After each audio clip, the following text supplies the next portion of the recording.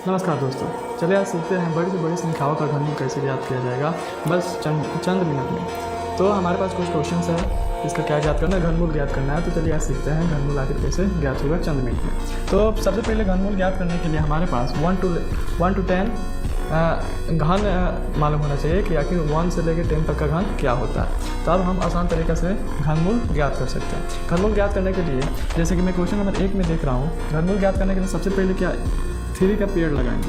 3 का पेड़ लगाने के बाद चेक करेंगे जो इसके इकाई स्थान पे 2 है, चेक करेंगे किसके घन में इकाई स्थान पे 2 आता है। तो मैं यदि यहाँ पे देखता हूँ तो 8 का जो घन होता है उसके इकाई स्थान पे 2 आता है, तो क्या लिख देना है यहाँ पे 8 लिख देना है।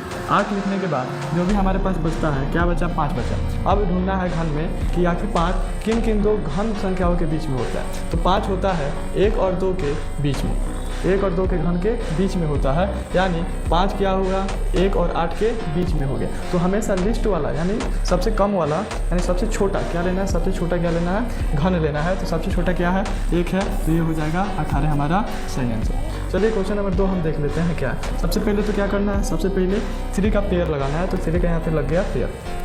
उसके बाद क्या करना है, उसके बाद देखना है इकाई स्थान पे क्या है। तो इकाई स्थान पे 3 है।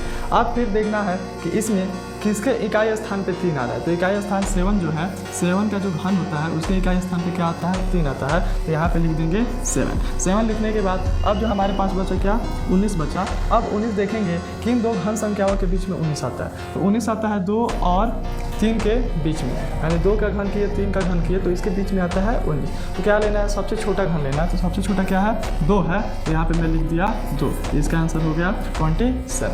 ठीक इसी प्रकार आप क्वेश्चन नंबर 3 को कमेंट बॉक्स में बताइएगा। धन्यवाद। वीडियो चालू भइल बा कि ना।